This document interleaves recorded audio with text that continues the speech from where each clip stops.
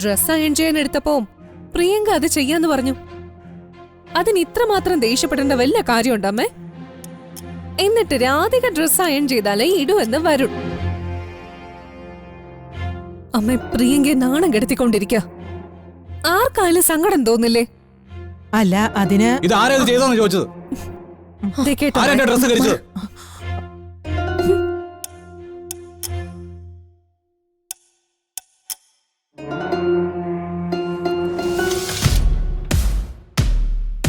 പ്രിയങ്ക താനത്ത് കരുതി കൂട്ടി ചെയ്തല്ലേ? വരുൺ, ഞാനിതിൽ തൊട്ടിട്ടില്ല. പിന്നെന്തിനാ എന്നോട് ഇങ്ങനെ ചോദിക്കുന്നേ? നിന്റെ പക എനിക്ക് നന്നായിട്ട് അറിയാവുന്നതാ. നീ ജയിക്കാൻ വേണ്ടി എന്തും ചെയ്യും. പക്ഷേ ഇതിനുത്തരം എനിക്ക് കിട്ടിയേ പറ്റൂ. പ്രിയങ്ക അതിൽ തൊട്ടിട്ടില്ല. വരുൺ, നീ അത് അയൺ ചെയ്യാൻ ഏൽപ്പിച്ചത് രാധികയല്ലേ? എന്താ പറ്റിയതെന്ന് അവളെ വിളിച്ച് ചോദിക്ക്. ഏയ് അതെ, രാധികയുടെ ഭാഗത്തുനിന്ന് ഇങ്ങനെ ഒരു മിസ്റ്റേക്ക് ഒന്നും പറ്റില്ല. നീ അഥവാ പറ്റിയാലും അത് എന്നെ അറിയിക്കാനുള്ള സാമാന്യ മര്യാദ അയാൾക്കുണ്ട്. അത് വരുൺ പറഞ്ഞത് സത്യം. ആ കുട്ടി അങ്ങനെ ഒന്നും ചെയ്യില്ല. ആഹാ, അപ്പോ സംശയം നമുക്ക് തീർക്കാലോ. രാധികേ, രാധികേ! അതെ, ഞാനിത് സഹിക്കാൻ തുടങ്ങിയിട്ട് കുറെ ദിവസങ്ങളായി. എനിക്കിപ്പോ തന്നെ ഇതിനൊരു പരിഹാരം ഉണ്ടാക്കിയേ പറ്റൂ. രാധികേ, നീ ഡ്രസ് അയൺ ചെയ്യുമ്പോ പ്രിയങ്ക ഇതുവഴി വന്നായിരുന്നോ?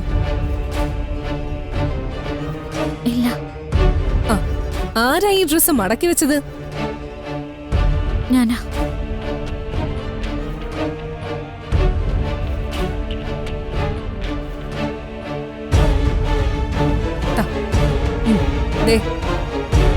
ഇത് നിന്റെ കയ്യിൽ നിന്ന് സംഭവിച്ചതാണോ?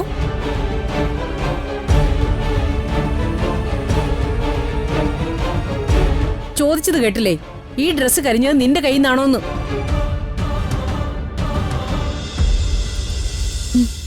അതെ.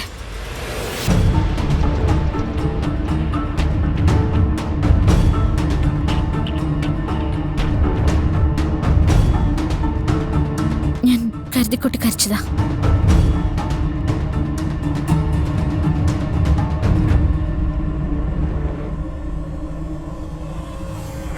കരുതി കൂട്ടി കരിച്ചതോ? എന്തിനാ? ഇത്തരം ജോലികളൊന്നും ഇനി എന്നെ ഏൽപ്പിക്കാതിരിക്കാൻ.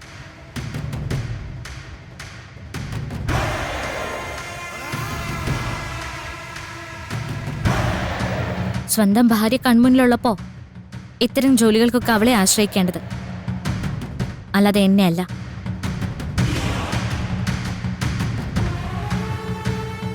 മോളെ രാധിക, നീ എന്തൊക്കെയാ പറയുന്നേ? ഞാൻ പറഞ്ഞത് കാര്യമില്ല മുത്തശ്ശി.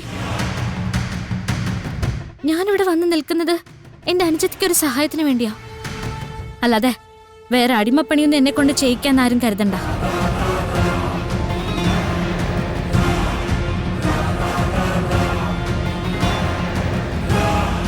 ഇനിയും ഇത്തരം പണികൾ എന്നെ ഏൽപ്പിച്ച ഇങ്ങനെ തന്നെയായിരിക്കും ഞാൻ ചെയ്യാ. ഇതിന്റെ പേരിൽ എന്നെ ഇനി പറഞ്ഞു വിട്ടാലും കുഴപ്പമില്ല.